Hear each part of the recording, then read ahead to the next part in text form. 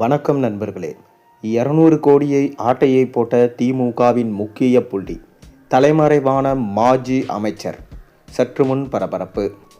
தனியார் பள்ளிகளுக்கு நிரந்தர அங்கீகாரம் தரணும் மற்றும் அந்த பள்ளிகளோட தரத்தை உயர்த்தணும், அந்த பள்ளிகளை கட்ட அனுமதி உள்ளிட்ட பல்வேறு அனுமதிகளை பெற்று தருவதா சொல்லி சுமார் 200 கோடி வரை மோசடி நடைபெற்றிருக்கிறது என அதிர்ச்சி தகவல் வெளியாயிருக்கு. இந்த சம்பவம் தொடர்பாக 50க்கும் மேற்பட்ட தனியார் பள்ளி நிர்வாகிகளிடம் சென்னை குற்றப்பிரிவு போலீசார் விசாரணை நடத்திட்டு வராங்க. தீநகரில் செயல்பட்டு வரும் தனியார் பள்ளிகள் சங்கங்களின் கூட்டமைப்பு சார்பில் திமுக பிரமுகரும் தனியார் பள்ளி கூட்டமைப்பு நிர்வாகியுமாக PT அரசகுமார் மீது சென்னை காவல் ஆணையர் அலுவலகத்தில் புகார் அளிக்கப்பட்டிருக்கு. தமிழகம் முழுவதும் உள்ள தனியார் பள்ளிகளுக்கு நிரந்தர அங்கீகாரம், பள்ளிகளோட தரம் உயர்த்தப்படுதல், கூடுதல் வகுப்பறைகளை அமைக்கிறதுக்கான வசதி, கட்டிட திட்ட ஒப்புதல் உள்ளிட்ட பல்வேறு அரசு அனுமதிகளை விரைவாக பெற்று தருவதா சொல்லி சுமார் 100 கோடி வரை வசூலித்து மோசடி செய்ததா அவர் மீது குற்றம் சாட்டப்பட்டிருக்கு. இந்த புகாரின் அடிப்படையில் சென்னை மத்திய குற்றப்பிரிவு போலீசார் வழக்கு பதிவு செய்து விசாரணையை ஸ்டார்ட் பண்ணியிருக்காங்க. விசாரணையில் கிடைத்த தகவல் அடிப்படையில் இந்த வழக்கில் தொடர்புடையதாக சொல்லப்படும் திமுக செய்தி தொடர்பு குழுவின் முன்னாள் துணை தலைவரான PT அரசகுமார் கடந்த 27ஆம் தேதி கைது செய்யப்பட்டிருக்கார். பின்னர் அவர் நீதிமன்றத்தில் ஆஜர்படுத்தப்பட்டு நீதிமன்ற காவலில் புகழ் சிறையில் அடைக்கப்பட்டிருக்கார். இந்த மோசடி வழக்கில் முன்னாள் MLA ஒருவரும் உள்ளிட்ட மேலும் சிலருக்கும் தொடர்பு இருப்பதா செய்திகள் தெரிய வந்திருக்கு.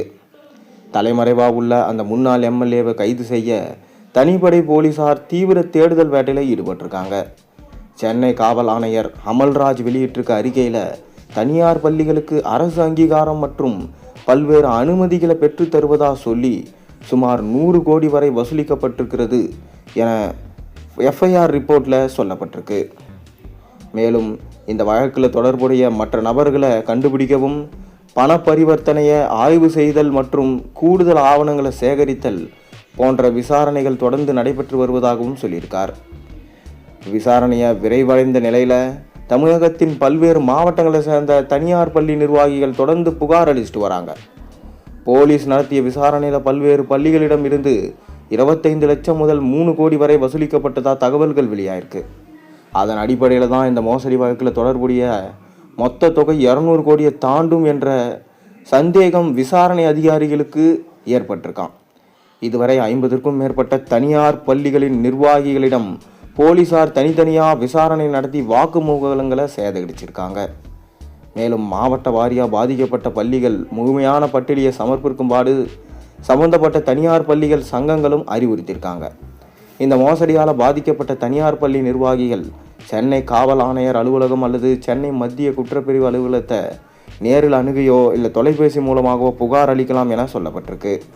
புகார் அளிப்பவர்களின் அடையாளம் மற்றும் விவரங்கள் முழுமையாக ரகசியமாக பாதுகாக்கப்படுமா. மேலும் வங்கி கணக்கு பரிவர்த்தனைகள், பணப்பரிமாற்றம் தொடர்புடைய ஆவணங்களை ஆய்வு செய்து போலீசார் தற்போது தீவிர விசாரணையை மேற்கொண்டு வராங்களாம்.